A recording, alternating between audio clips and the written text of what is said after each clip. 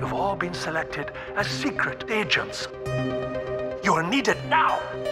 You must find Clara. This is such a puzzle box of a narrative. I think the traditional route of here's the pilot episode, read that, you don't really get a sense of everything that's happening, everything that's at work. So what did it take to convince you to join on? Reading the script was my first introduction to it, and from the first episode, I wanted to, just like you're saying, I wanted to know, okay, now what's going on? What's next? So kind of just that interest just kept me going, and then once I had a conversation with Jason, I think where he was in his life, and I think we kind of had similarities in kind of where we were in life, so I just felt like this is a great project to be a part of, and I wanted to support what he was doing. I just had never read anything like it. I was so intrigued and excited, and then the fact that there was a trans character that was lovable and kind of a well-rounded character, and her transness wasn't really the center of the story per se.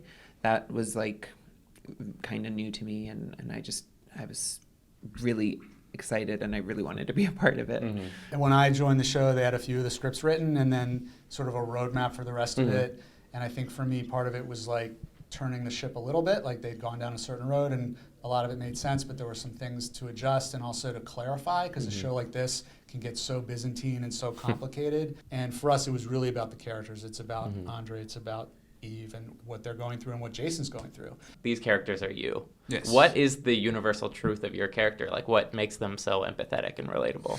I think that everyone needs everyone. Even though you may feel alone, it may get to a certain point where you feel challenged or you feel like I'm so different, or why is this happening to me?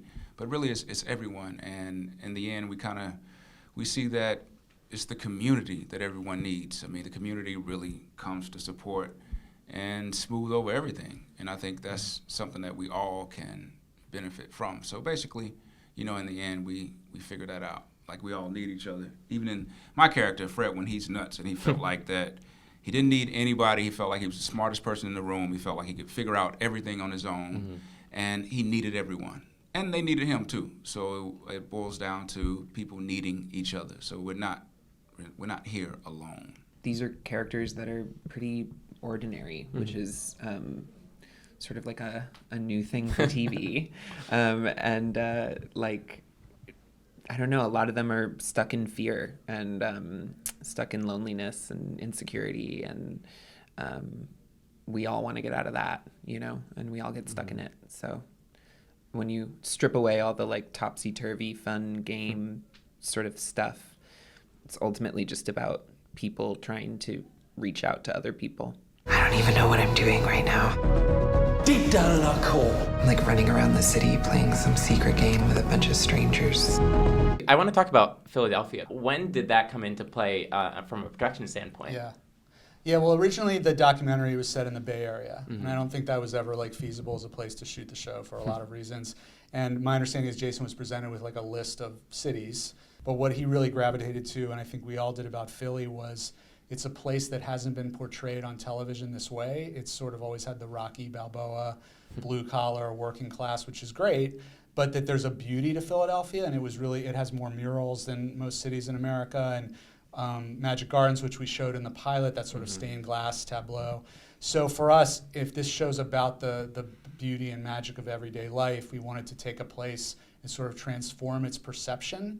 In the second episode, there's a scene where you're going up the rocky steps. Yeah. And I felt like that was maybe meant to be this this is such a great moment to have this trans character doing this. It wasn't lost on me that it was this iconic sort of thing, this iconic movement in an iconic place. And I was really excited about it. I was I had never seen the Rocky Steps. I had never been there, and I was my first time running up the Rocky Steps is being captured on camera, and this is really cool. Yeah, eternalized now. And then also just for a woman to be sort of doing this thing that is sort of it sort of is so masculine, that he runs up these steps and then he does the thing and you know, and she's just like late for work. Yeah. You know, she's just my like favorite part. hurrying up Yeah. the steps and like yeah, I mean it was a cool little subversion of that. You say that it's a game, a prank. We're watching you. Well, what if it's real? How's Jason? He's great. It Yeah. was mind-blowing just to work with him. I mean, we've all known him all our lives, basically, but just to be on set with him, to see him change hats from, you know, director to writer to actor and see it, like, in real time. It was awesome to see. And then just as a human, he's great. Wonderful guy, yeah. Yeah. This whole cast for me was like a dream come true. I was like, you know, I was pinching myself every day. Yeah. I mean, Sally Field, who, I became friends with her. Like, we went out for dinner and like, I texted her after she was arrested protesting climate change. And I was just like, you are a badass and I'm so inspired by you. And then That's so cool. I mean, I'm sitting next to André Benjamin. It was just wild. But everybody, I was, you know, I was thrilled to be there the whole time. This whole game, it's a distraction. We're close. We're close. I can feel it.